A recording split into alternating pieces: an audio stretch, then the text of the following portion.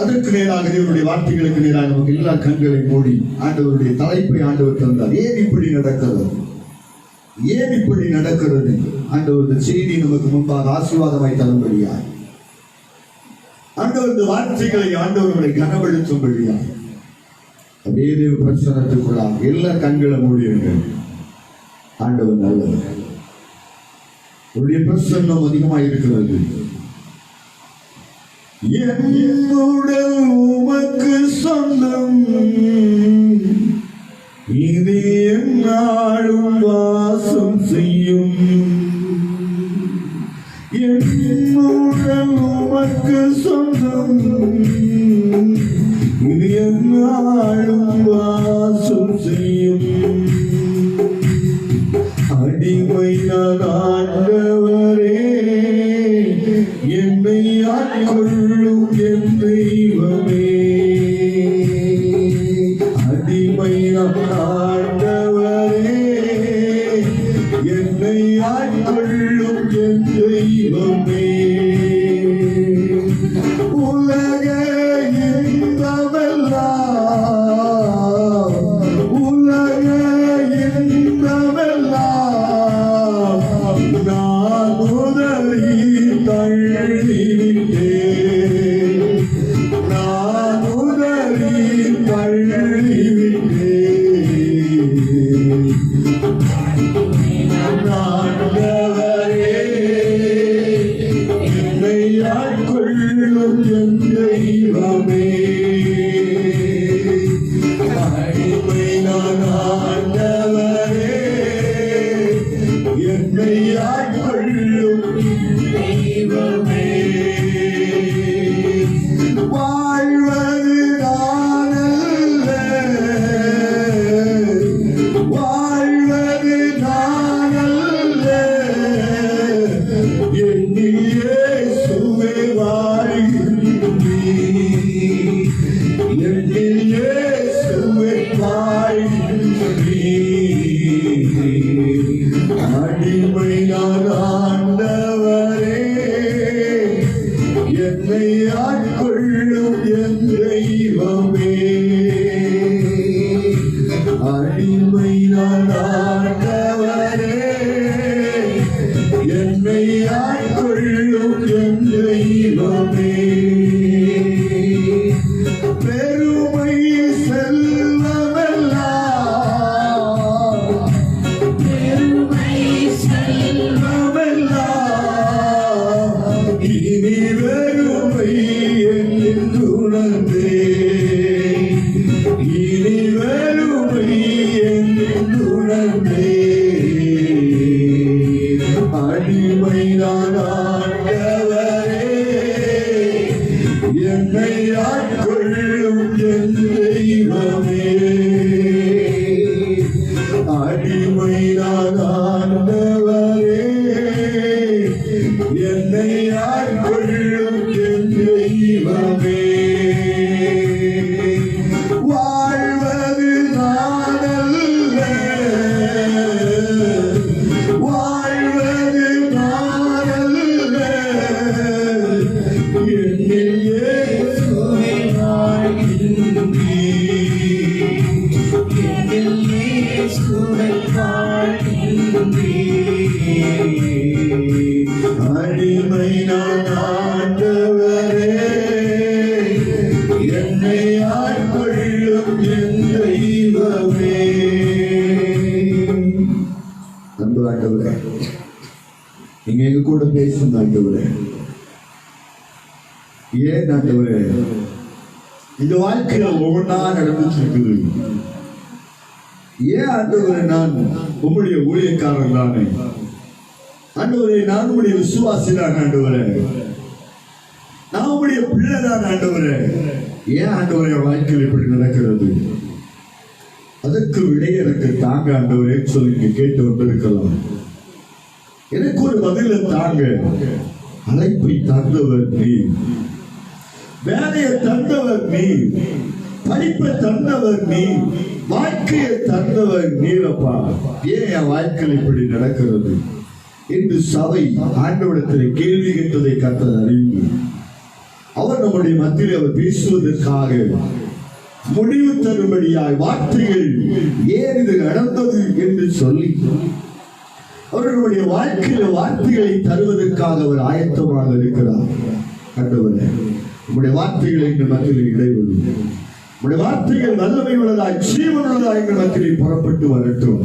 வந்த யாரும் ஆண்டவரே பதில் இல்லாமல் போய்விடக் கூடாது. அவர்கள் வந்த கேள்விகள், அவர்கள் வந்த வாரமான சுவைகள் எல்லாவற்றுக்கும் நீ பதில்தான் பொறுப்படுத்திக் கொள்ளும். இயேசுவின் நாமத்தில் ஜெபிக்கிற நல்ல பிதாவே, ஆமென். இன்னைக்கு ஆண்டவர் நமக்கு கொடுக்கிற வார்த்தை ஏன் இப்படி நடக்கிறது? வாசிக்கலாம். அப்போஸ்தலர் 28ஆம் அதிகாரம் அதனுடைய 3வது வசனத்துக்கு நேராக ஒரு வாசிக்கலாம்.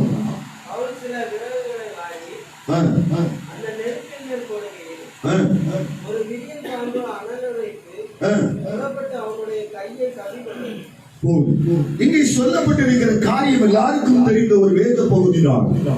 ஆனால் இந்த வேத பகுதியை குறித்து வேதம் என்ன சொல்லுகிறது என்று சொன்னால், ஏன் இது நடந்தது? ஒரு பக்கம் நம்முடைய கேள்விகள். நல்ல ஊழியக்காரன், ஆண்டவருக்காக தேவ சித்தத்தை நிறைவேற்றுவதற்காக வந்த ஒரு மனிதன், தேவனுக்காகவே வைராக்கியமாக இருந்து கொண்டு சபைக்காக வைராக்கியமாக இருந்த ஒரு மனிதன், இவருக்கு ஏன் இது நடந்தது? புரிந்து கொள்ள வேண்டிய வேத வாக்கியம் என்று சொல்கிறது சொன்னால், முதலாவது காரியம் இது ஏன் நடந்தது என்று சொன்னால், உன்னோடு கூட இருப்பவனுடைய இருதயத்தை அறிவதற்காக. நம்மளோடு கூட இருக்கிற, நம்மளோடு கூட வாழ்கிற ஊழியர்களாக இருக்கலாம், உற்றாராக இருக்கலாம், உறவினர்களாக இருக்கலாம், நண்பர்களாக இருக்கலாம், எல்லாருக்கும் முன்பாக அவருடைய இருதயத்தை அறிவதற்காகத்தான் இது சம்பவிக்கிறது என்று சொல்லி ஆண்டவர் நம்முடைய கரத்திலே பேசுகிறார். நம்ம எல்லாம் நம்ம கேட்கிற காரியம் என்ன? இது ஏன் எனக்கு நடந்தது? ஆதாம் ஒரு பக்கம், ஆதாம் ஆண்டவர்கிட்ட கேட்டிருக்கலாம். அந்த ஒரு பக்கம் கேட்கலாம். நான் ஒரு எக்ஸாம்பிளுக்காக சொல்றேன். ஆதாம் கேட்கிறேன், என்ன அழகா படைச்சீங்க ஆண்டவரே, நான் அழகா நான் வாழ்ந்துட்டு இருக்கிறேன், நல்லா தான் இருக்கிறேன், எனக்கு ஒரு நல்ல மனைவியை தந்திருக்கிறீங்க, எல்லாமே சரியாக செய்றீங்க, கடைசி ஒரு காரியத்தை ஏன் ஆண்டவரை செய்றீங்க? இந்த பழத்தை சாப்பிடக்கூடாதுன்னு ஏன் ஆண்டவரை சொன்னீங்க சொல்லி ஏன் இது காரணமாய் கடந்து வந்தது, ஏன் இது நடந்தது, ஏன் இது சம்பவித்தது என்று சொல்லுகிற ஆதாமுடைய பயங்கரமான கேள்விகள். ஆண்டவருடைய படைப்பு நல்லது, ஆண்டவராகிய தேவன் அவருடைய சாயலை இந்த மனிதனை படைத்தார். ஆனால் இதெல்லாம் ஏன் நடக்கிறது என்று சொல்லி நம்முடைய வாழ்க்கையில வர கேள்விகள். என்னிடத்தில் ஒரு சகோதரன் கேட்டார், ஆதாமுக்கு ஏன் ஆண்டவரே படைக்க வச்சுட்டு அவர் சாப்பிடாம வச்சிருக்க வேண்டியதானே? இவங்க 2 பேரும் ஏன் சாப்பிட்டார்கள்? சாப்பிடாம அவர் வச்சிருக்கலாமே. உலகத்தை செம்மையாய் படைத்ததுதான் ஆண்டவருடைய கரத்தில் இருக்கிறது. ஆனால் தேவன் நமக்கு கொடுத்த காரியம் என்ன? இது ஏன் நடக்கிறது என்று சொன்னால், வேத பிரமாணங்கள், தேவனுடைய திட்டத்தின்படி, தேவன் கொடுக்கிற வசனத்தின்படியாய் இந்த தேசத்தில் இதுதான் நடக்கும் என்று சொல்லி எழுதப்பட்டிருந்தாலும் வேதம் சொல்கிறது ஏன் இது நடக்கிறது என்று சொன்னால், மற்றவருடைய இருதயத்தை அறிவதற்காக. அவன் ஒரு பக்கம் சஞ்சலத்தோடு பாரத்தோடு நிறைந்த நம்முடைய வாழ்க்கையிலே ஊழிய பாதைகள், தனிப்பட்ட வாழ்க்கை, தனிப்பட்ட குடும்ப வாழ்க்கை, பிசினஸ்ல எல்லா காரியங்களையும் ஏன் இது நடக்கிறது? நான் போய் தேடுகிறதுல குறை வைக்கல, ஜெபிக்கிறதுல குறை வைக்கல, ஆராதிக்கிறதுல குறை வைக்கல, நான் ஒன்றிலுமே குறை வைக்காத ஒரு மனிதன். ஆனா ஏன் வாழ்க்கையில் நடக்கிறது? இதைத்தான் பவுலுடைய வாழ்க்கையில் நடக்கிறது. பவுலுடைய வாழ்க்கையில பாம்பு அவனை கடிக்கிறது. பாம்பு கடிச்சவன கை வீங்கும், உடம்புல ரத்தம் முழுவதுமாக சூழ்நிலைகள் மாறும் என்று சொல்கிற ஒரு கூட்ட ஜனங்களுக்கு பார்த்து கொண்டிருக்கிறார்கள். எல்லாருடைய இருதயங்கள் எப்படி இருக்கிறது என்பதற்காக இது ஒரு பயங்கரமான சம்பவம் அங்கே நடந்து கொண்டிருக்கிறது. என்ன சம்பவம் சொன்னா, எல்லாருடைய இருதயங்கள் என்ன சொல்லுகிறது? இந்த மனிதன் துன்மார்க்கனாய் இருக்கிறார் சொல்லுகிறது. இந்த மனுஷன் ஒரு கொலைபாதகன் என்று சொல்லி ஜனங்கள் சொன்னார்களா? இந்த மனிதன் எப்படிப்பட்ட மனிதன்? சமுத்திரத்திலே தப்பி வந்த ஒரு மனிதன், சமுத்திரத்தோடு கூட அவன் அழிந்து போக வேண்டியவன். இவன் தப்பி வந்தான், இவன் ஒரு துன்மார்க்கன் என்று சொல்லி பயங்கரமாய் பேசக்கூடிய அளவுக்கு அந்த பட்டணத்தில் இருக்கிற ஜனங்கள் பேச ஆரம்பித்து விட்டார். இந்த பாம்பு கடித்தால் இந்த மனிதன் இறந்து போவான், இந்த மனிதனுடைய வாழ்க்கை முடிந்தது, இவன் ஒரு பயங்கர துன்மார்க்கன் என்று சொல்லி பயங்கரமான சூழ்நிலை அவருடைய வாழ்க்கையை கடந்து வந்தது. இது ஏன் நடந்தது? ஏன் நடக்க வேண்டும்? ஏன் இப்படி நடந்தது என்று சொல்லி நாம் பார்க்கும் பொழுது, சில நேரங்களில் நம்முடைய வாழ்க்கையில் இதுதான் நடக்கும். சில நேரங்கள் இதுதான் நம்முடைய வாழ்க்கையில சம்பவித்துக் கொண்டிருக்கிறது. ஏன் இது நடக்கிறது? என்ன பாம்பு கடிக்கணுமா? என்ன பேர் கடிக்கணுமா? எனக்கு ஒரு நிந்தனையா? எனக்கு ஒரு அவமானமா? எனக்கு ஒரு துக்கமா? ஏன் என்னுடைய வாழ்க்கையில் நடந்தது என்று சொல்லி பயங்கரமாய் கேள்வி கேட்டுக் கொண்டிருக்கிற சபையை உங்களை பார்த்து ஆண்டவர் சொல்கிறார், மனிதனுடைய இருதயத்தை அறிவதற்குத்தான் நம்முடைய வாழ்க்கையில் வருகிற துக்கங்களும் துயரங்களும். அவன் இன்றைக்கு ஆண்டவர் உங்களுக்கு சொல்லுகிற காரியம் தான், பவுலுடைய வாழ்க்கையிலே இப்படி நடந்ததற்கு காரணம் என்ன சொன்னால், அவனை பாம்பு கடிக்கவும் அவன் சிறைச்சாலைக்கு போவதற்கும் அவன் அடிபடுவதற்கும் காரணம் என்ன சொன்னால், உலகம் அறிவதற்காக. இன்னொரு பக்கம் வேதம் சொல்கிறது, மனிதனுடைய இருதயங்கள் எப்படி இருக்கிறது என்பதை அறிந்து கொள்வதற்காக. ஹல்லேலூயா. ஒரு சத்தமோடு அல்லேலூயா சொல்லுங்க. இந்த முதல் ஆராதனைக்கு வந்திருக்கிற உங்களை பார்த்து தேவ ஆவியானவர் தெளிவாய் சொல்லுகிற காரியம் இதுதான். உங்க குடும்பத்தில் ஒரு தனிப்பட்ட பிசினஸ்ல ஒரு தனிப்பட்ட ஊழியத்தில் நடப்பதற்கு காரணம் என்ன சொன்னால், ஜனங்களுடைய இருதயத்தை அறிவதற்கு தான். ஜனங்களுடைய இருதயத்துடைய ஆழங்களை அறிந்து அவர்கள் பேசுகிற வார்த்தைகளை கேட்பதற்கு தான். அதனால ஒன்று நம்முடைய வாழ்க்கையிலே சேதங்கள் வருவதில்லை. ஆமென் சொல்லுங்க. இன்றைக்கு பரிசுத்த ஆவியானவர் சொல்லுகிற காரியம், நான் கேட்ட கேள்விகளுக்கும் ஆண்டவர் இன்றைக்கு வந்திருந்தார். நான் சொல்லுகிற காரியம் தான், ஏன் இது நடந்தது, ஏன் இது சம்பவித்தது, ஏன் எனக்கு இழப்பு, ஏன் எனக்கு துக்கம், ஏன் எனக்கு வேதனை, ஏன் எனக்கு இப்படிப்பட்ட காரியங்கள் வருகிறது சொல்லி பலவிதமான கேள்விகளுக்கு இன்றைக்கு தேவன் பதில் கொடுக்கிறார். உன்னுடைய உற்றார் உறவினர்கள் நண்பர்கள் உடன் ஊழியர்களாக இருக்கலாம், யாராக இருந்தாலும் சரி, நம்முடைய வாழ்க்கையில புரிந்து கொள்ள வேண்டிய காரியம் தான், நம்ம செய்கிற ஒவ்வொரு காரியங்களுக்கும் ஜனங்களுடைய இருதயத்தை அறிவதற்கு தான். அவன் இது நடந்து விட்டது என்று சொல்லி துக்கப்படுவதற்கு ஒன்றுமில்லை, இது நடந்துவிட்டது என்று சொல்லி வேதனைப்படுவதற்கு ஒன்றுமில்லை. ஆனால் வேதம் சொல்கிறபடி இந்த பவுலுடைய வாழ்க்கையிலே அவனை குறித்து வேதம் தெளிவாக சொல்லப்பட்டிருக்கிறது. அந்த நடந்த சம்பவம் எல்லாருக்கும் ஆச்சரியத்தை உண்டு பண்ணுகிறது. ஆமென். பைபிள் சொல்கிறது, இந்த பவுல் தேவனாய் தேவ தூதன் என்று சொல்லப்பட்டது போல மாற்றப்பட்டது. இவன் தேவ மனிதன் என்று சொல்லப்பட்டிருக்கிறது, இவன் தேவன் என்று சொல்லப்பட்டிருக்கிறதுக்கு காரணம் என்ன அப்படின்னு சொன்னால், தேவன் அல்ல, ஜனங்கள் சொன்ன வார்த்தைகள். ஜனங்கள் சொல்கிறார்கள், இந்த மனுஷன் செத்து போவான் நினைச்சோம், ஆனா சாவல. இந்த மனுஷன் மரித்து போவான் நினைச்சோம், சாவல. இவன் துன்மார்க்கன் நினைத்தோம், குறைவாளர் நினைத்தோம், ஆனா சாவல. ஆனா இவன் யார் என்று தெரியுமா? ஒரு பக்கம் முதலாவது சொன்ன ஜனங்கள் சொன்ன காரியம் என்ன தெரியுமா? இவன் துன்மார்க்கன், இவன் கொலைபாதகன். இவன் யாரு தெரியுமா? இவன் மரித்து போக வேண்டிய சமுத்திரத்திலே மரித்து போக வேண்டியவன் என்று சொன்ன அந்த காரியத்துக்கு முதல்ல கடைசியாய் சொல்கிறார்கள், இவன் மரித்து போகவில்லை என்று சொல்லி கேட்ட உடனே, மரித்து போகவில்லை என்று சொல்லி நினைத்த உடனே அவருடைய வாழ்க்கை எப்படிப்பட்ட சூழ்நிலை வந்தது என்று சொன்னால், இவனே தேவன் என்று சொல்லக்கூடிய அளவுக்கு அந்த சூழ்நிலைகள் மாறினது. அவன் ஒரு தேவன் அல்ல. ஆனாலும் ஜனங்கள் பேச ஆரம்பித்து விட்டார்கள். காரணம் ஒன்னே ஒண்ணுதான், இது நடந்ததற்கு பிறகு ஒரு ஆசீர்வாதம். அவன் சொன்னது போல, ஆதாமே நீ எங்கே இருக்கிறாய் என்று கேட்டதற்கு ஒருவேளை ஏன் நடந்தது என்று ஆதாம் கேட்டிருக்கலாம். ஆனால் புரிந்து கொள்ள வேண்டும், ஆதாமை குறித்து ஆண்டவருக்கு தீர்மானங்களும் திட்டங்களும் நிறைவேற்றக்கூடியது. அவன் நம்ம கீழ்படியணும் என்பதற்காகத்தான், நம்ம ஆண்டவருக்கு கீழ்படிய வேண்டும் என்பதற்குத்தான் அந்த சம்பவம் நடந்தது. ஆமென். நம்ம கீழ்படியாதபடிக்கு போய்விடக் கூடாது என்பதற்கு தான் எந்த காரியம் வேதத்தில் சொல்லப்பட்ட எந்த காரியமாக இருந்தாலும் அது ஏன் நடக்கிறது என்று சொன்னால், நம்முடைய வாழ்க்கையை மாற்றுவதற்கு. ஆமென். நம்முடைய வாழ்க்கையில ஒரு ஜெயபலத்தை கொடுப்பதற்கு, நம்முடைய வாழ்க்கையில சில மேன்மைகளை கொடுப்பதற்கு, நம்முடைய வாழ்க்கையில சில கனத்தை கொடுப்பதற்கு ஆண்டவராகிய தேவன் வேதத்தை நமக்கு முன்பாக சொல்லியிருக்கிறார். ஆமென். நான் யோசித்த சில காரியத்தை நான் எழுதியிருக்கிறேன். முதலாவது காரியத்தை சொல்கிறேன், உன்னோடு கூட இருப்பவர்களை அறிவதற்காக. இரண்டாவது காரியம், தானியேல் 3ஆம் அதிகாரம் அதனுடைய 19வது வசனத்தை ஒரு வாசிக்கலாம். தானியேல் 3ஆம் அதிகாரம் அதனுடைய 19வது வசனம் ஒரு வாசிக்கலாம். வாசிக்கலாமே. அப்பொழுது நேபுகாத்நேச்சார் கடுங்கோபம் கொண்டு சாத்ராக், மேஷாக், ஆபேத்நேகோ என்பவர்களுக்கு விரோதமாய் அவனுடைய முகம் வேறுபட்டது. சூளையை சாதாரணமாக சூடாக்குவதை பார்க்கிலும் 7 மடங்கு அதிகமாய் சூடாக்கும்படி உத்தரவு கொடுத்தார். நீங்க என்ன சொல்லப்பட்டிருக்கிறது சொன்ன முதலாவது காரியம் நான் சொன்னேன், உன்னோடு கூட இருப்பவர்களுடைய இதயத்தை அறிவதற்கு. இரண்டாவது காரியமாக, கர்த்தர் உங்களோடு கூட இருப்பதை ராஜாக்கள் அறிவதற்காக. ஆமென் சொல்லுங்க. ஏன் அப்படி சொன்னா, ஒரு பயங்கரமான சம்பவம் நடக்குது. எல்லாருக்கும் தெரிந்த ஒரு வேத பகுதி தான். இந்த ராஜா வந்து சொல்றாரு, எப்பா நீ இந்த தெய்வத்தை வணங்கணும் அப்படி சொன்னா எல்லா கூட்டங்களும் வந்துச்சு. அதிகாரிகள், ராஜாக்கள், தேசாதிபதிகள், இது யாரெல்லாம் உண்டோ பெரிய பெரிய ஐஸ்வர்யவான்கள் எல்லாருமே தேசத்துல வந்தாச்சு. ஆனா இந்த 3 பேருக்கு ஒரு சம்பவம் நடக்கிறது. ஏன் இது நடக்கிறது? நல்ல மனுஷர்கள், பக்தி உள்ளவர்கள், வைராக்கியம் உள்ளவர்கள், தேவனுக்காக பிரயோஜனப்படுகிறவர்கள், ஆண்டவருக்காக ஜெபிக்கிறவர்கள், தேவ சமூகத்தில் வைராக்கியம் இருக்கிற 3 வாலிபர்கள். ஆனா அந்த 3 வாலிபர்களுக்கு ஏன் இது நடக்கிறது? கேட்கலாம். அந்த 3 வாலிபர்கள், ஆண்டவரை உண்மையை ஆராதிக்கிறேன், உண்மை துதிக்கிறேன், உங்களுடைய சமூகத்திலே நான் வாழ்ந்து கொண்டிருக்கிறேன் என்று சொல்லி அவர்கள் தேவ சமூகத்தில் நின்று கொண்டிருக்கிறார். இப்படி இருக்கிற நேரத்தில் இந்த 3 மனிதர்களும் ஆண்டவரை கேட்கலாம், ஆண்டவர் ஏன் எனக்கு இது நடக்குது? நான் உண்மையும் உத்தமும், நான் உங்களுடைய பாதத்தில் ஜெபிக்கிறவரும் பக்தி வைராக்கியமுள்ளவராக இருக்கிறேன் என்று சொல்லி ஆண்டவருடைய சமூகத்தில் நிற்கிற ஒரு 3 வாலிபர்கள். ஆனா இந்த 3 வாலிபர்கள் குறித்த ஒரு பெரிய வெளிப்பாடு நான் உங்களுக்கு நான் சொல்றேன். பைபிள் சொல்கிறது, நான் ஆராதிக்கிற தேவன் என்னை. அல்லேலூயா. நீங்க சொல்றதை பார்த்தா நீங்க பைபிள் படிச்சுட்டு வந்திருக்கிறது எனக்கு நல்லா தெரியும். அல்லேலூயா. சரி, ஆண்டவர் மையப்படட்டும். நாங்கள் ஆராதிக்கிற தேவர்களை தப்புவிப்பார்.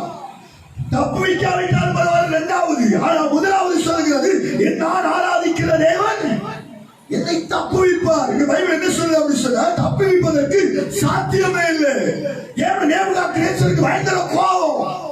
எப்ப அதிகாரிகள் வந்துட்டாங்க, ராஜா அவரோடு கூட அமைச்சர்கள் வந்து விட்டார்கள், தேசாதிபதிகள் வந்து விட்டார்கள், ஐஸ்வர்யவாதிகள் வந்து விட்டார்கள், பெரிய பெரிய பணக்காரர்கள் யாரெல்லாம் உண்டோ அங்கே இருக்கிற சகல ராணுவங்களும் சகல ஜனங்களும் அங்கே வந்து நிற்கிறார்கள். ஆனா இந்த 3 வாலிபர் மட்டும் வரல. அல்லேலூயா சொல்ல மாட்டீங்களே? ஒரு அல்லேலூயா சொல்லுங்க. 3 வாலிபர்களும் வைராக்கியமா இருக்கிறார்கள். ஏன் நடக்கிறது? ஏன் ஆண்டவரை தேடுகிற பிள்ளைகளுக்கு நடக்கணுமா? ஆண்டவரை தேடுகிற ஜனத்துக்கு இப்படிப்பட்ட வேதனைகளும் துன்பங்களும் துயரங்களும் வர வேண்டுமா? இல்லை. ஆனால் வருகிறதற்கு காரணம் என்ன அப்படி சொன்னா, ராஜாக்களுக்கு முன்பாக என் ஆண்டவர் இந்த 3 வாலிபர்களை அறியும்படியாக. ஆமென் சொல்லுங்க. இன்றைக்கு நீ வேதனையோடு வந்திருப்பா என்று சொன்னால், துக்கத்தோடு நீங்க வந்திருப்பீங்க சொன்னால், உங்க குடும்பத்துக்கு முன்பாக, உங்கள் பட்டணத்துக்கு முன்பாக, உங்க தேசத்துக்கு முன்பாக, நீங்கள் வாழ்கிற எந்த இடத்துக்கு முன்பாகவும் தேவன் உங்களை கனப்படுத்துவதற்காக ஒரு கையை தட்டி ஆண்டவர் நாமத்தை வெளிப்படுத்துவோம். 3 வந்தாச்சு. எல்லாரும் போல இவங்களுக்கு தீயப்படாதீங்க. இவங்களுக்கு 7 மடங்கு போடுங்க சொல்லி தீயெல்லாம் பயங்கரமா இருந்து கொண்டிருக்கிறது. போடுங்க சொல்லி இவங்களை தூக்கி போடுகிறார்கள். அப்ப கூட இவங்க சும்மா இருக்கிற அப்படியே அமைதியா அவங்க சொல்கிற காரியத்துக்கு நேராக ஆயத்தமாய் கடந்து போகிறார்கள் 3 வாலிபர்கள். அப்பவாது கேட்டிருக்கிறார், ஏன் ஆண்டவர் எங்களுக்கு நடக்கிறது, ஏன் எனக்கு சம்பவிக்கிறது என்று சொல்லி 3 வாலிபர்கள் கேட்டிருக்கிறார். அந்த நிமிஷம் கூட அவங்க கேட்கல. இது நடக்கிறதுக்கு காரணம் என்று சொன்னால், தேவன் அனுமதிக்காமல் ஒன்றும் நடப்பதில்லை. ஒரு கையை தட்டியான ஞாபகத்தை மேம்படுத்துங்க. நாம் ஆராதிக்கிற தேவன் எதை செய்தாலும், எப்படிப்பட்ட சூழ்நிலைகள் நம்முடைய வாழ்க்கையில் வந்தாலும், ஏன் இது நடந்தது என்று கேட்பதை விட நடந்த பிறகு ஆண்டவர் செய்கிற காரியங்கள் பயங்கரமாக இருக்கும். ஒரு கையை தட்டி ஆண்டவருடைய நாமத்தை மேம்படுத்துங்க. 3 வாலிபர்கள் தீக்குள்ளாக போட்டாச்சு.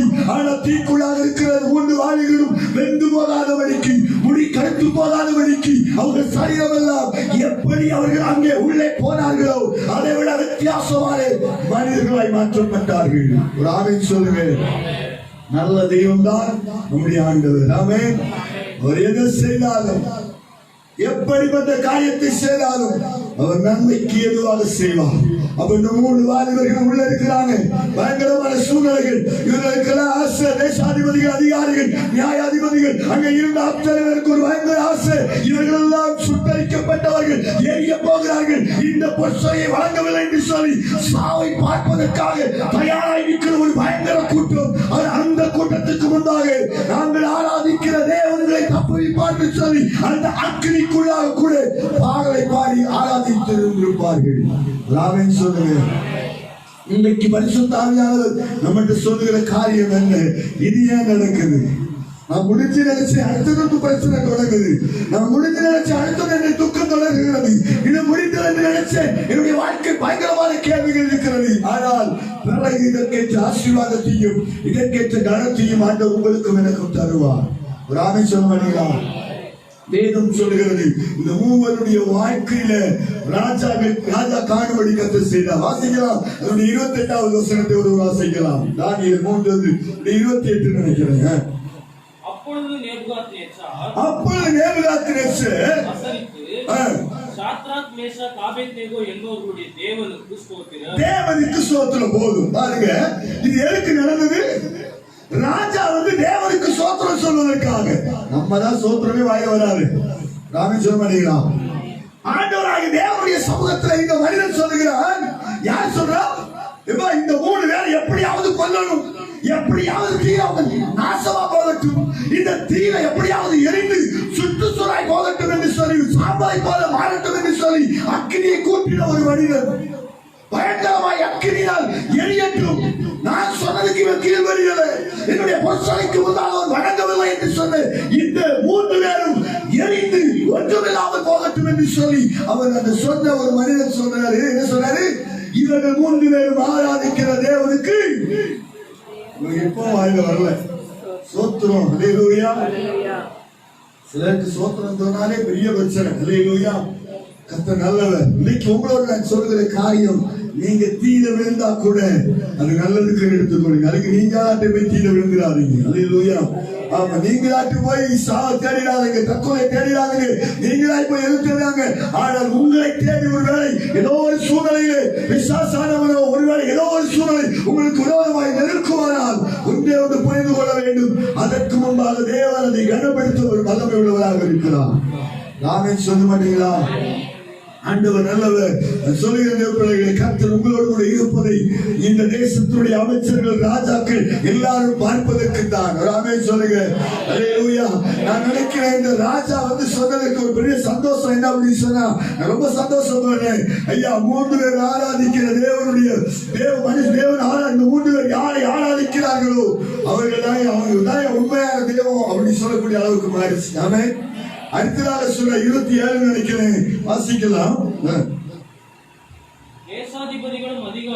தேசாதிபதிகளும் அதிகாரிகளும் தலைவர்களும் ராஜாவுடைய மந்திரிகளும் கூடி வந்து அந்த புருஷனுடைய சரீரத்தின் மேல் அக்கினி பலன் செய்யாமல் அவருடைய தலைமையில் கருகாமலும் அவருடைய சால்வைகள் சேதப்படாமலும் அக்கினியின் மனம் அவர்களின் மேல் வீசாமலும் இருந்த சொல்லப்பட்டிருக்கிற இந்த காரியத்தை நான் சொல்லுகிறேன். அடுத்ததாக சொல்லப்பட்டிருக்கிறது, அந்த தூசர வார்த்தை யாராவது செய்தா எல்லாரும் நான் கொலை பண்ணி விடுவேன் அப்படின்னு சொல்றாரு. 29 தானே வாசிக்கலாம். தேவனுக்கு விரோதமாக தூசரம் பேசுகிற எந்த ஜாதியா இருந்தாலும், எந்த பாஷைக்காரனும் துண்டித்து போடப்படுவார்கள். போதும். என்ன சொல்லப்பட்டிருக்கிறார் அப்படின்னு சொன்னா, இந்த 3 வாலிபர்களும் கொலை செய்யணும்னு சொன்னார். யாரு? நேபுகாத்நேச்சர் ராஜா. ஆனா 3 பேர் சொல்லி 3 பேர் ஆண்டவருடைய கிருபையிலே தப்பிக்கப்பட்டார்கள். ஆண்டவருடைய விலையேறப்பட்ட காரியத்தில் ஆண்டவராகிய தேவன் கொண்டு வந்தார் வெளியே. இந்த மனுஷன் சொன்னா, இந்த நேபுகாத்நேச்சர் சொன்னா, முதல் 3 பேரை சொல்லி இவர்களை தீர போடுங்க சொன்னா, கடைசி சொன்னாரு, தேவனை தூசிக்கிற இவர்கள் ஆராதிக்கிற தேவனை தூசிக்கிற எந்த மனிதனாக இருந்தாலும் அவளை பாருங்க, 3 பேரை கொலை செய்யணும் சொல்லி சொன்ன மனிதன் மீண்டும் அப்படியே மாறுகிறான். சொல்ல மாட்டீங்க, உற்சாகமே இல்லை நான் நினைக்கிறேன். உங்களை பார்த்தா எனக்கு மணி 4 தான் இருக்கும்னு நான் நினைக்கிறேன். ஆண்டவருடைய நாமத்துக்கு மகிமையும் கனமும் உண்டாகட்டும். நீங்கள் சந்தோஷமாய் ஆண்டவருடைய சமூகத்தில் ஆண்டவர் உங்களுக்கு வெளிப்பாடு தான் கொடுக்கிறார். என்ன அப்படின்னு சொன்னா, எனக்கு ஏன் கடன் பிரச்சனை, எனக்கு ஏன் உபத்திரம், எனக்கு ஏன் இழப்பு, எனக்கு ஏன் போராட்டம் என்று சொல்லி நிற்கிற உங்களை பார்க்கிறார். ஏன் இது எப்படி நடக்குதுன்னு சொன்னா, இதற்கு பிறகு உன்னை தேசம் அறிவதற்காக. ஒரு ஊழியர் எனக்கு போன் பண்ணி சொல்ற, கேள்விப்பட்டேன், கர்த்தர் உங்களை பயன்படுத்துகிற விதங்கள் வித்தியாசமா இருக்கு. நான் காண்டே கிடையாது, திடீர்னு சொல்லி பேசுற ஒரு மனிதர். இன்னொன்னு ஆண்டு பயன்படுத்துவார். நான் இருக்கிறவங்களை சொல்லி அப்படி சொன்னா, எது நடந்தாலும் தேவன் உங்க வாழ்க்கையில ஒரு உயர்வை தரப்போகிறார். உங்களை தேசத்துல தேவன் கனப்படுத்த போற. இதெல்லாம் ஏன் நடந்ததுன்னு கேட்காதீங்க, இது நடக்க போகிற நன்மைகள் பெரிதாக விளங்கும். ஆமென். சரி, 3வதாக நான் போயிட்டு அடுத்ததாக வர விரும்புகிறேன். வாசிக்கலாம் 2 சாமுவேல் 14ஆம் அதிகாரம். அதனுடைய 6 முதல் 7 வாசிக்கலாம். 2 சாமுவேல் 14ஆம் அதிகாரம் 6 முதல் 7. உமது அடியார்களுக்கு 2 குமாரர்கள் இருந்தார்கள். அவர்கள் இருவரும் வெளியே சண்டை பண்ணி அவர்களை விலக்க ஒருவரும் இல்லாதபடியினால் ஒருவன் மற்றவனை அடித்து கொன்று போட்டான். வம்சத்தார் எல்லோரும் உம்முடைய அடியார்களுக்கு விரோதமாய் எழுதி தன் சகோதரனை கொன்று போட்டவனை ஒப்பி. சரி, இப்போ இங்க சொல்லப்பட்டிருக்கிற 3வது காரியத்தை நான் சொல்றேன். உனக்குள்ளதில் நீ எச்சரிக்கையா இருக்கும்படி ஆண்டவர் சொல்லுகிற காரியம், உனக்குள்ளதில் நீ எச்சரிக்கையாக இருக்கும்படி அப்படி சொன்னா, அதுல ஒரு காரியத்தை சொல்லப்பட்டிருக்கிற ஸ்திரீயை குறித்து அங்க சொல்லப்பட்டிருக்கிறது. என்று சொல்கிற ஸ்திரீ, இந்த ஸ்திரீயை குறித்து வேதம் சொல்லுகிறது அவள் புத்தி உள்ளவள் என்று சொல்லப்பட்டிருக்கிறது. அது மட்டுமல்ல, இரவு கொண்டாடுகிறவனை போல நன்றாக நடிக்கிற அந்த ஸ்திரீ. இப்படி அங்க என்ன சொல்லப்பட்டிருக்கு சொன்னா, இன்னைக்கு நம்முடைய வாழ்க்கையை ஏமாற்றக்கூடிய ஒரு சூழ்நிலைகள் இருந்து கொண்டே இருக்கிறது. நம்மளை ஏமாற்றுகிற ஒரு கூட்டம் எப்பவுமே இருக்கும். நல்லா பேசும், நல்ல புத்தியாய் பேசும். அது மட்டுமல்ல, நம்மளை பார்த்தா அதுக்கேற்ற ஆடைகள், அதுக்கேற்ற காரியங்களை செய்து ஏமாற்றக்கூடிய ஒரு சூழ்நிலை. ஆனா இந்த ஸ்திரீயும் அப்படிப்பட்ட ஸ்திரீ தான். ஏமாற்றக்கூடிய ஒரு ஸ்திரீயாக அவள் இருந்தாள். ஆனா இந்த ஸ்திரீயை குறித்து வேதம் சொல்லுகிற என்ன சொன்னா, அவள் துக்க வஸ்திரங்களை உடுத்தி கொண்டு வருவாளாம். யார? ராஜாவை ஏமாத்துறதுக்கு, தெரிந்தவர்களை ஏமாற்றுவதற்காக இப்படிப்பட்ட காரியங்களை செய்வார்களாம். அதுதான் ஆண்டவர் சொன்னாரு, எப்பா உனக்கு உள்ளதிலே நீ எச்சரிக்கையாக இருக்க வேண்டும். நம்முடைய வாழ்க்கையை நம்ம எச்சரிக்கையாகவே பார்த்து கொண்டே இருக்க வேண்டும். அவன் நீங்க சொல்ல மாட்டீங்களா? இதை சத்தமா சொல்லிருங்களேன். நிலையை பற்றி ஆபத்துல சொல்றேன். இன்னைக்கு நம்மளை ஏமாற்றுகிற ஆண்களும் ஏமாற்றுகிற ஸ்திரீகளும் இந்த உலகத்திலே அநேகம் இருக்கிறது. வஞ்சனையான வார்த்தைகள் பாருங்க. இன்னைக்கு மணிக்கூறுகளுக்கா பயமாறு சரி பிள்ளைகள் சொல்லி மணிக்கூறுகளுக்கா பேசுவார்கள். நீங்க வேற எங்கேயும் போக வேண்டாம், சென்னைக்கு போய் பார்த்தா போதும். நம்ம கன்னியாகுமரி பண்றதே பார்த்தா போதுமே.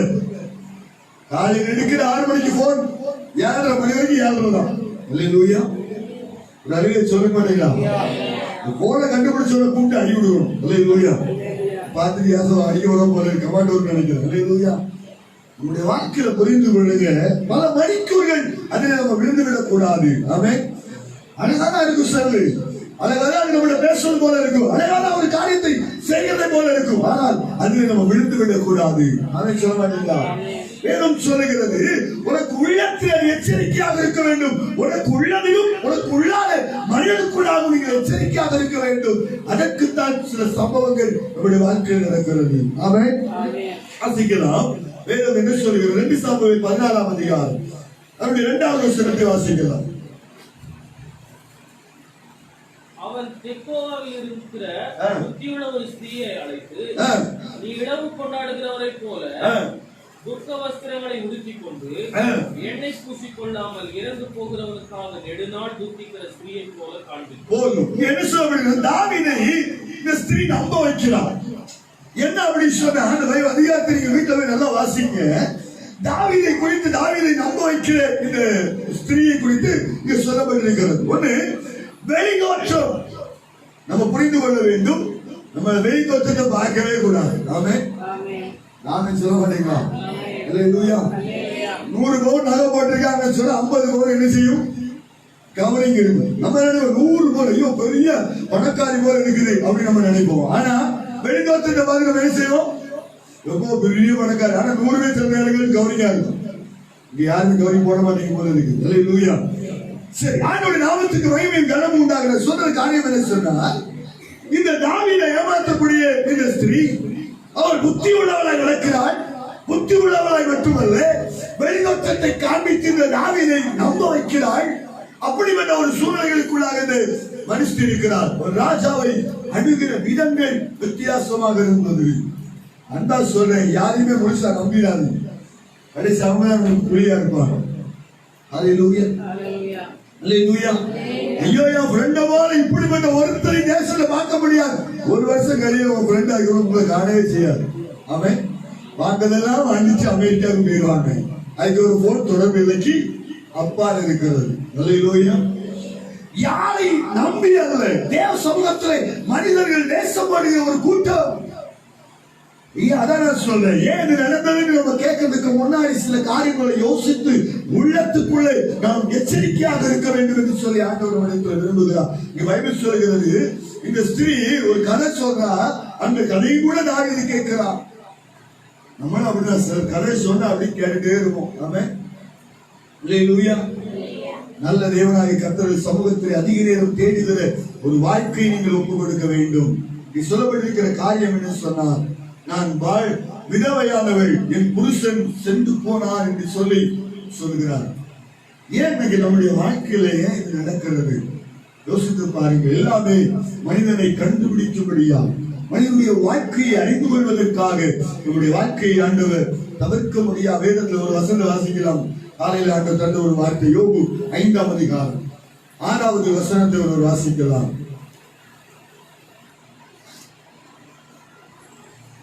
யோபு 5ஆம் அதிகாரம் 6வது வசனம். தீங்கு புழுதியிலிருந்து உண்டாகுவதும் இல்லை, தீங்கு புழுதியிலிருந்து உண்டாகுவதும் இல்லை, வருத்தம் மண்ணிலிருந்து முளைக்கிறதும் இல்லை. போதும். தீங்கும் வருத்தமும் ஒரு காரணம் உள்ளது. என்ன அப்படி புரிந்து கொள்ள வேண்டும்.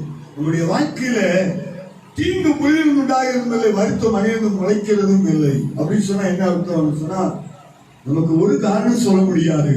எல்லாம் நம்முடைய வாழ்க்கையை சம்பவிக்கிறது தான். தீங்கும் சரி, வருத்தமும் சரி, நம்முடைய வாழ்க்கையில வருகிறது தான். ஆனால் அவைகளிலிருந்து தேவன் நம்மளை விடுதலையாக்கி நம்மளை கனப்படுத்த அவர் வல்லமை உள்ளவர். ஆமென். இன்னைக்கு வேதம் நமக்கு முன்பாக தெளிவாய் சொல்லப்பட்டிருக்கிறது. வாசிக்கலாம். யோபு 5ஆம் அதிகாரம் அதனுடைய 7வது வசனம் ஒருவர் வாசிக்கலாம். வேதம் என்ன சொல்லுகிறது, அக்கினி பொறிகள் மேலே பறக்கிறது போல மனுஷன் வருத்தம் அனுபவிக்கிற பிறந்திருக்கிறார். போதும். யோபுக்கு பயங்கரமான துக்கம். ஏன் இது நடக்கிறது, என் வாழ்க்கையில பயங்கரமான சூழ்நிலை ஏன் நடக்கிறது சொல்லி பயங்கரமான வருத்தத்தோடு இருக்கிறார். ஏன் இது நடந்தது? அது ஒருவேளை கர்த்தர் கொடுத்தா, கர்த்தர் எடுத்தார் சொன்னால் மனசுக்குள்ள இருக்கிற காரியம் என்ன அப்படின்னு சொன்னா, அக்கினி பொறிகள் மேலே பறக்கிறது போல மனுஷன் வருத்தம் அனுபவிக்க பிறந்திருக்கிறார். இதெல்லாம் அவருடைய வாழ்க்கையில நடந்ததுனால எழுதப்பட்ட ஒரு வார்த்தை. ஆனா அவைகளுக்கு பிறகு ஏன் அப்படின்னு சொன்னா, நண்பர்களை தெரிந்து கொண்டார். சொந்த மனைவி சொன்னா, தேவனை தூசித்து ஜீவனை விடையா இன்னும் நீங்க ஏயா உயிரோடு இருக்கிறேன்னு சொல்லி அவன் சொல்கிற வார்த்தையை கேட்பதற்காக, அவன் சொல்கிற காரியம் மனுஷனுடைய வருத்தம் அனுபவிக்க அவன் பிறந்திருக்கிறான். பயங்கர சூழ்நிலைகளுடைய வாழ்க்கையில தேடி வருகிறது. ஆனால் அவைகளிலும் தேவனாய் கர்த்தர் நம்மளை பாதுகாத்து நடத்தி கொண்டிருக்கிறார். ஆமென். அல்லேலூயா. 600 கிலோமீட்டர் ஆண்டோட கிலோமீட்டர் வண்டி ஓட்டணும் வைங்களேன். ஆனா போகிற இடத்துல எனக்குள்ள ஒரு பயங்கர பாரம். ஆண்டோட சொன்ன, ஆண்டவரே நாங்க வண்டியில தான் இருக்கிறோம், ஆனா வண்டியினுடைய டயர் எங்கெல்லாம் பதியுதோ அங்கெல்லாம் ஜனங்களை ரட்சிக்கிற இடத்துக்கு ஆண்டவரே, அந்த டயர் போகிற இடத்துல எல்லாம் ஆண்டவரே பயங்கர ஒரு ரட்சிப்பு உண்டாகணும் என்று சொல்லி எனக்குள்ள ஒரு தாகம். ஆமென். ஏன் அப்படி சொன்னா, ஜனங்களுடைய வாழ்க்கை எப்படிதான் நடக்கிறது, மனுஷன் வருத்தம் அனுபவிக்க பிறந்திருக்கிறான். அதனால பிரச்சனை வந்துச்சு, எனக்கு போராட்டம் வந்துச்சு, எனக்கு துக்கம் வந்துச்சு, வேதனை வந்துச்சு, ஆண்டவரை மட்டும் விட்டுறாதீங்க. அதுக்கு பிறகு ஆண்டவர் உங்களுக்கு ஒரு கனமான வாழ்க்கையை நன்மையை தந்து உங்களை நடத்துவதற்கு ஒரு வல்லமை உள்ளவர். ஒரு ஆமென் சொல்லுவீங்களா? நீங்க நான் உங்களுக்கு முன்பாக என்று சொல்கிறேன், மனிதனுடைய வாழ்க்கை அதுதான். வருத்தமும் சஞ்சலங்களும் வேதனைகளும் அனுபவிக்க பிறந்தவர்கள். அதனால நம்ம வாழ்க்கையில ஒரு சில காரியங்கள், அதுக்காக எப்பவும் ஆசீர்வாதம், எப்பவும் நன்மை. நான் யோசித்த காலையில ஒரு காரியத்தை யோசித்தேன். ஆபிரகாமும் அழகா சிலையை உண்டாக்கி அவன் பாட்டுக்கு போயிட்டு இருந்தான் அவனுடைய குடும்பம். திடீர்னு ஒரு சம்பவம் நடக்கிறது. ஆண்டவர் கூப்பிடுறாரு, வா ஆபிரகாம் நீ வாயா, என்னுடைய ஊழியத்தை செய்யணும், நான் சொல்லுகிற தேசத்துக்கு போறோம், நீ காத்திருக்கிற தேசத்தை உனக்கு தருவேன், உன்னை பெரிய ஜாதியாக்க ஒரு ஆசீர்வாதம், உன் பேரை பெருமைப்படுத்த இது ஏன் நடக்கணும்? அவருடைய ட்ராக் மாறுவதற்காக, அவருடைய உலகத்திற்கு ஆவிக்குரிய ஒரு தேவ சமூகத்திலே விசுவாசத்தினுடைய தகப்பனாக இருந்ததற்கு காரணம் என்ன? அவன் கீழ்வடிந்து கடந்து வந்தான். அதுதான் இன்றைக்கு ஆபிரகாமை குறித்து தேசம் பேசப்படத்தக்க ஆண்டவர் வைத்திருக்கிறார். ஆமென். ஏன் நடந்தது அப்படின்னு கேட்கிறத விட, அவன் எல்லாத்தையும் விட்டுக்கிட்டு, எல்லா சூழ்நிலைகளை விட்டுட்டு அவன் கடந்து வந்ததுனால தான் அவனுடைய வாழ்க்கை ஒரு மாற்றம் உண்டானது. ஆமென் சொல்ல நினைக்கிறான். இன்னைக்கு நீங்களும் ஆராதிக்கிற ஆண்டவருக்கு முன்பாய், நான் ஆராதிக்கிற தேவன் என்னை எல்லாவற்றிலும் தப்பு வைப்பார், என்னை எல்லாவற்றிலும் நடத்துவார். என்னுடைய இன்றைக்கு படுகிற பாடுகளுக்கு காரணம் என்னுடைய ஜனங்களுடைய இதயத்தை அறிவதற்காக, என்னுடைய ஜனங்களுடைய ராஜாக்களை அறிவதற்காக இன்றைக்கு புரிந்து கொள்ளுங்க. தேசம் நசுக்கப்பட்டிருப்பதற்கு காரணம் என்ன சொன்னா புரிந்து கொள்ளுங்க. சபை நசுக்கப்பட்டு சபை உடைக்கப்படுவதற்கு காரணம் என்ன சொன்னா ஒரு வெளியே எழுப்புவதற்கு தான். கைகளை தட்டி ஆண்டு நாமத்தை மேம்படுத்துங்க. நான் தெளிவாய் சொல்ல முடியும். இந்த சபைக்கு விரோதமாக எழுப்புகிற எந்த மனிதனாக இருந்தாலும் சரி, ஒரு நாள் தேவனுடைய வேதத்தை சுமக்க ஆண்டவர் வைப்பார். ஆமென். அல்லேலூயா. ஆண்டவருடைய சமூகத்தில் ஏன் இது நடக்குது? உங்களுடைய ஊழியம் தானே, ஏன் ஊரடங்கு வந்தது, ஏன் ஆண்டவர் இது நடந்தது என்று சொல்ல பல கேள்விகள் ஆண்டவர்கிட்ட கேட்கிறோம்.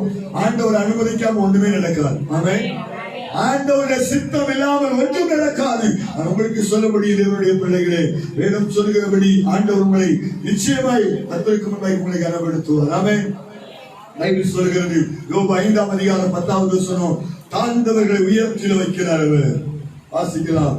தாழ்ந்தவர்களை உயரத்தில் வைத்து, தாழ்ந்தவர்களை உயரத்தில் வைத்து துக்கிக்கிறவர்களை ரட்சித்து உயர்த்துகிறார். நான் சொல்லுகிறேன், ஏன் இது நடந்தது கேட்கிறத விட நீ எந்த அளவுக்கு தாழ்ந்து இருப்பீர்களோ அந்த அளவுக்கு தேவன் உங்களை உயர்ந்த இடத்துல வைப்பார். ஆமென். ஒரு ஆமென் சொல்ல மாட்டீங்களே. அது யாருக்கு டீ தரலன்னு நினைக்கிறேன். அல்லேலூயா. நீ வரும்போது உங்களுக்கு டீ தந்துட வேண்டிய காலையில. அல்லேலூயா. ஆண்டவருடைய நாமத்துக்கு மகிமை உண்டாகட்டும். தாழ்ந்தவர்களை உயரத்தில் வைப்பதற்காக, தாழ்ந்தவர்களை மேன்மையாய் வைப்பதற்கு இன்றைக்கு நீ பாடுகளிலும் உபத்திரவத்திலும் இருக்கும் பொழுது தேவனாகி கர்த்தருடைய ஜனமே அதனுடைய ஆசீர்வாதத்தின் திறவுகள் உங்கள் கரத்துக்கு நேராய் வரும். ஆமென். உங்களை உயரத்தில் வைப்பதற்குத்தான் இது நடந்தது என்று நினைத்துக் கொள்ளுங்கள். ஆமென். உங்க விசுவாசம் பெரிதாய் வாழ வேண்டுமானால், உங்களுடைய வாழ்க்கையில் ஒரு பெரிதான ஆசீர்வாதம் வர வேண்டும் என்று சொன்னால், உங்களை தேவன் கனப்படுத்த வேண்டும் என்று சொன்னால், நீங்க செய்ய வேண்டிய ஒரே ஒரு காரியம், எந்த உபத்திரவங்கள் வந்தாலும் ஏன் ஆண்டவர் இது நடந்தது, எனக்கு ஏன் இது சம்பவித்தது, நல்ல ஆண்டவர் ஆசீர்வாதத்தெல்லாம் தந்தா, நல்ல மேன்மையெல்லாம் ஆண்டவர் தந்தான்னு சொன்னா நம்ம என்ன செய்வோம்? ஆண்டவருக்கு நன்றி ஆண்டவரே, நன்றி ஆண்டவரே சொல்லுவோம். துக்கத்தில் இருந்தா உபவாசம் இருப்பீங்களா? உபவாசம் என்ன? எனக்கு ஒண்ணுமே ஆண்டவர் செய்யல, உபவாசம் இருப்பீங்களா? ஆண்டவர் இன்றைக்கு உங்களுடைய உபவாசங்கள், உங்களுடைய ஜெப குறிப்புகள் எல்லாம் துக்கத்திலும் துயரத்திலும் சந்தோஷமா இருக்கிற நேரத்தில் கூட உங்களுடைய ஜெபம் பெரிதாக விளங்கும் என்று சொன்னார். நிச்சயமா அதற்கேற்ற கனமும் அதற்கேற்ற உயர்வுகளையும் தருவதற்கு அவர் வல்லமை உள்ளவராக இருக்கிறார். அல்லேலூயா. நீங்க அநேக கேள்விகள் வந்திருக்கிறீங்க, ஏன் இது எனக்கு நடக்குது, நான் பிசினஸ்ல, என் வாழ்க்கையில, என் குடும்பத்துல இதெல்லாம் ஏன் நடக்கிறது? சிலர் சொல்லுவாங்க, ஐயோ நான் கல்யாணம் பண்ணி கோதுமே இல்லை, எனக்கு ஒரு சந்தோஷம் இல்லை, வாழ்க்கையில் பயங்கர கேள்விகள் நிறைய சொல்ல கேட்டிருக்கிறேன். நான் வீட்டில் இருக்கும்போது அப்படிதான் இருக்கிறேன், திருமணம் கழிஞ்ச பிறகு வாழ்க்கை இப்படிதான் இருக்கிறேன். துக்கம் என்ன சொல்றாரு? உண்மையிலிருந்து ஏன் எல்லாம் நடக்குதுன்னு சொன்னா உங்க இருதயங்களின் ஆழங்களை கற்று அறிவதற்காக. ஆமென். உங்க வாழ்க்கையில் நீங்க நல்லா இருப்பீங்க, நல்ல ஆசீர்வாதமா இருப்பீங்க. நீங்க சொல்லுகிற ஒரே ஒரு காரியம் தான், நீங்கள் ஆசீர்வதிக்கப்பட்டவர்கள். ஆமென். ஆமென் சொல்லிருங்க. நீங்க ஒண்ணு பார்த்து துக்கத்தை பார்த்துட்டு வேதனை பார்த்துட்டு அப்படியே விட்டுறாதீங்க. ஒரே ஒரு காரியத்தை சொல்லணும், ஆண்டவரே நான் சந்தோஷமா இருக்கும்படி என்னை ஆசீர்வதிக்கிற தேவன் என்னோடு கூட இருக்கிறார். ஆமென். வாசிக்கலாம். எரேமியா 10ஆம் அதிகாரம் 19வது வசனம்.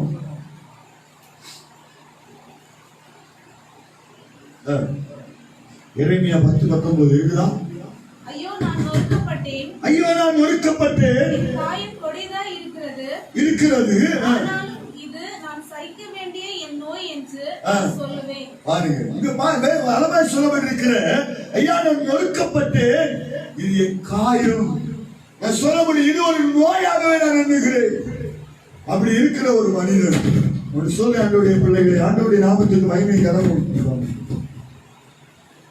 நல்லவர். இன்னைக்கு ஆண்டவருடைய சமூகத்தில் இருக்கிற அன்பு தேவனுடைய பிள்ளைகளை, ஆண்டவருடைய வார்த்தை உங்களுக்கு முன்பாக கடந்து வருகிறது. நீங்க செய்ய வேண்டிய காரியம் என்ன அப்படின்னு சொன்னா, நீங்கள் பிரயாசத்தின் மத்தியிலே தேவனுடைய சமூகத்தில் இருக்க வேண்டும். ஆமென். அல்லேலூயா. ஆண்டவர் நல்லவராகவே இருக்கிறார். நான் சொல்ல முடியும் தேவனுடைய பிள்ளைகளே, எனக்கு இது ஒரு நோயா. சில சொல்லுவாங்க பார்த்தீங்களா, நான் பிறந்ததே இதுதான், எனக்கு பயங்கர பிரச்சனை போராட்டம் என்று சொல்வார்கள். நான் உங்களோடு சொல்கிற ஒரு காரியம், நீ எதை குறித்து கவலைப்படாதீங்க. ஏன் இது நடந்ததுன்னு வேதனைப்படாதீங்க. இதற்கு பிறகு ஒரு ஆசீர்வாதம் உண்டு. ஆமென். கடைசியா ஒரு சொல்லி வாசிக்க நான் முடிக்க விரும்புகிறேன். சங்கீதம் 138 அதனுடைய 7வது வசனம். சங்கீதம் 138 7வது வசனம். நான் துன்பத்தின் நடுவில் நடந்தாலும் நான் துன்பத்தின் நடுவில் நடந்தாலும் நீர் என்னை உயிர்ப்பிப்பீர். உங்க துன்பத்தின் நடுவில் நீங்க வாழ்ந்து கொண்டிருக்கிற அந்த துன்பத்தின் நடுவில் இருந்தாலும் ஆண்டவர் என்ன செய்வாரா? உங்களை உயிர்ப்பிப்பார். ஆமென். சொல்லுடைய பிள்ளைகளை, துன்பம் வந்தாலும் உங்களை உயிர்ப்பிக்கிறவர் உங்க கூட வருவார். உங்களை மேன்மைப்படுத்துகிற தேவன் உங்கள் நடுவில் உலாவுவார். உங்களை கனப்படுத்துகிற ஆண்டவர் உங்கள் நடுவில் உலாவுவார். அந்த ஆண்டவருக்காக நீங்கள் வைராக்கியமாகுங்கள். எல்லாரும் எழுதி நிற்போமா? கர்த்தர் நல்லவர். உங்க வாழ்க்கையில 3 காரியத்தை நான் உங்களுக்கு சொன்னேன். ஒன்று, உன்னோடு கூட இருப்பவருடைய இதயத்தை அறிவதற்காக. 2வது காரியம், கர்த்தர் உங்களோடு இருப்பதை ராஜாக்கள் தேசம் அறிவதற்காக. 3வது காரியம், உனக்குள்ளதில் எச்சரிக்கையாக இருக்கும்படி ஆண்டவருடைய வார்த்தை வருகிறது. நீங்கள் ஆண்டவருடைய பிள்ளைகள், ஆண்டவருடைய சமூகத்தில் உங்களை அர்ப்பணித்து ஆண்டவரை நன்றி சொல்லுங்கள்.